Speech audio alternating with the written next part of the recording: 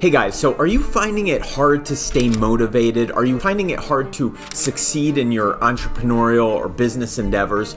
Are you finding it hard to chase your dreams and follow your dreams? Well, if any of that resonates with you, you need to watch this video because I'm going to encapsulate all of it into one. It's something that I've been working on for the past couple years, dissecting how I've been able to succeed in real estate, in my business, in growing a company, as well as my acting career, and stay motivated at the same time to do all of them. So in this video, I'm gonna go over that. So without further ado, let's get into it.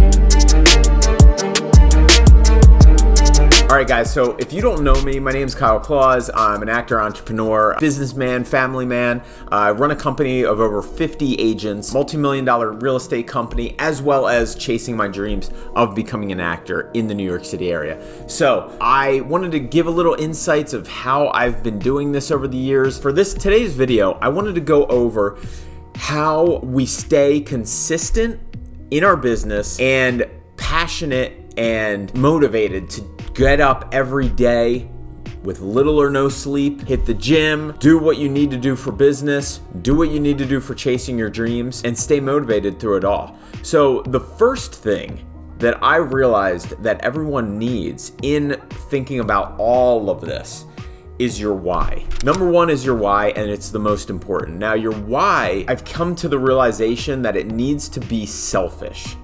Absolutely selfish.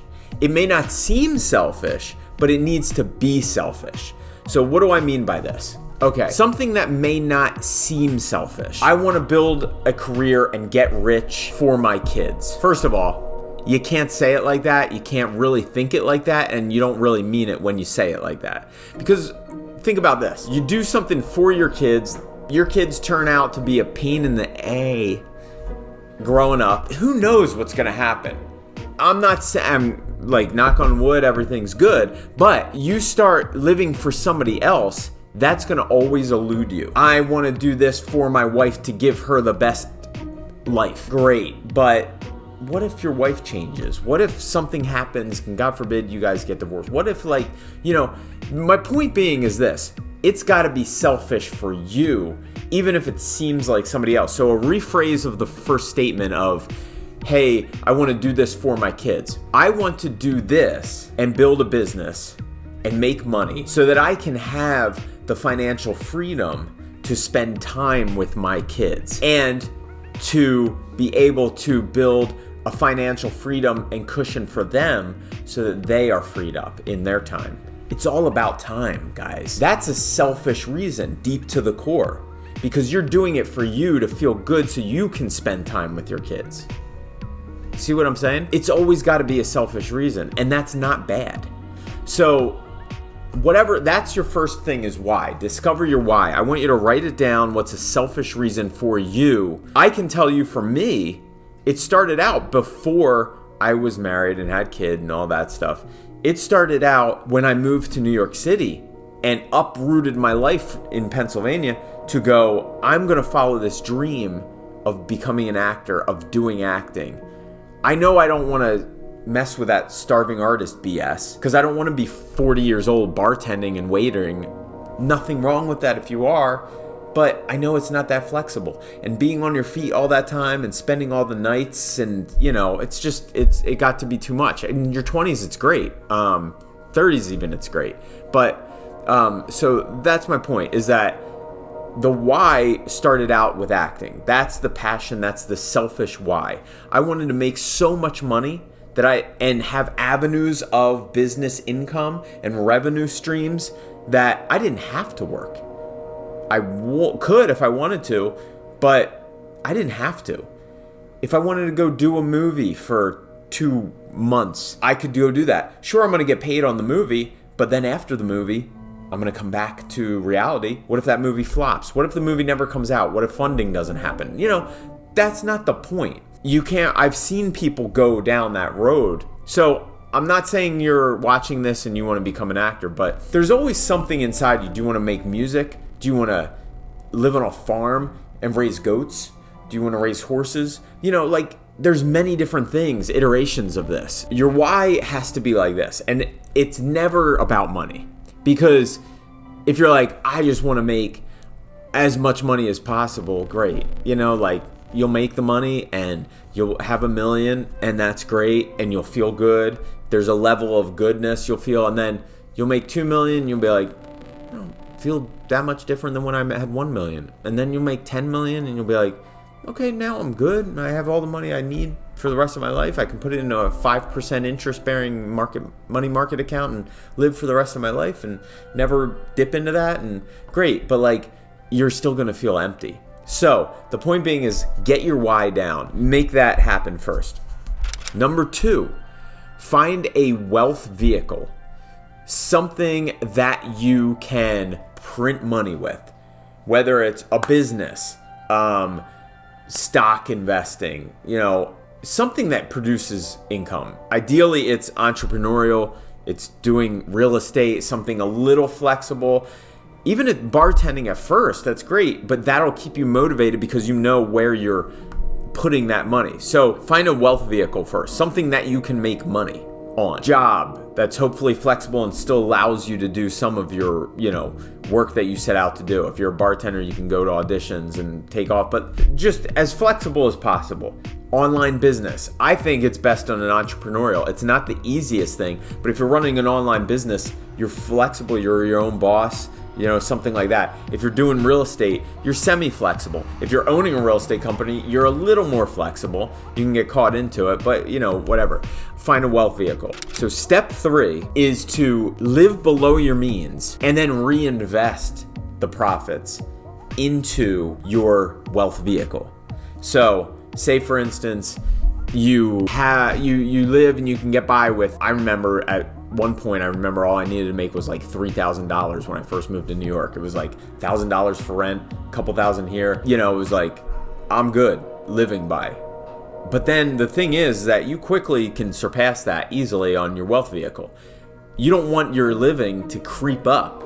And now you're like, oh, well, live the lifestyle I want, I need to make $5,000. Now live the lifestyle I want, I need to make $10,000 when you're making that. Because then you're not saving anything, you're not reinvesting it to your investments.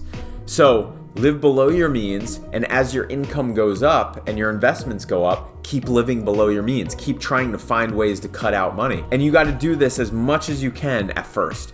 I did this all of my 20s basically and most of my 30s. So then you take those profits, whether it's $50,000 a year, $100,000 a year, 150, $200,000 a year, if you're lucky enough to do that. Take that and reinvest it into stocks, into properties that are going to pay you back an ROI, into something else. So now you're steadily building up this wealth vehicle, these investments, you're making money, you're building up something that's going to pay you back, you're living below your means, and you're still finding time to be able to pursue your passion. And you're staying motivated at the whole time because you know what you're doing it for. That's going to allow you to get out of bed at 5 a.m, stay healthy, go to the gym, live a good lifestyle, stay out of trouble, stop doing as much drugs and alcohol if you're, God forbid, you're not doing that, but that's going to allow that to all take place. Now, step 4 is once that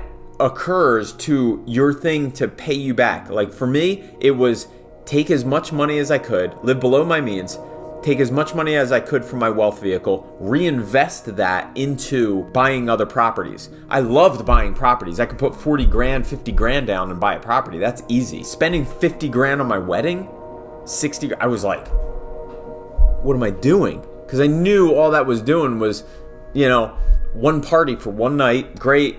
People were eating, drinking, awesome. It wasn't going to be money that I still had there that was going to give me an ROI.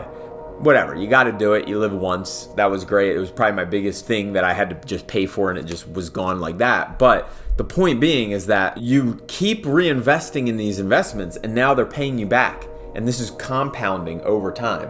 So now I'm taking 50 grand that I saved one year and I'm buying a little stocks and putting it towards my retirement. I'm also taking 50 grand and putting it towards my buying a property that's paying me back $1,000 a month.